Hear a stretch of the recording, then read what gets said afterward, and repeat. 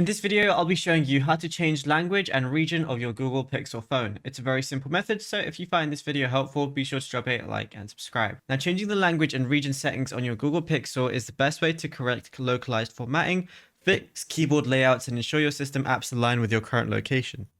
So what you want to do is open up your settings application, then scroll down until you find general management or system. Once you go ahead and click on that, go over to language or languages. And then once you're here, what you're going to be able to do is choose your different language. And the nice thing is on some phones, whenever you change your language, it's automatically going to change your region to that as well. However, if it doesn't, then what you can do to change your regional settings is go to settings, then system, then languages, and then tap regional preferences.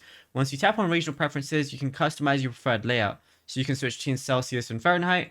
You can choose the first day of the week as Sunday, Monday, or a local standard.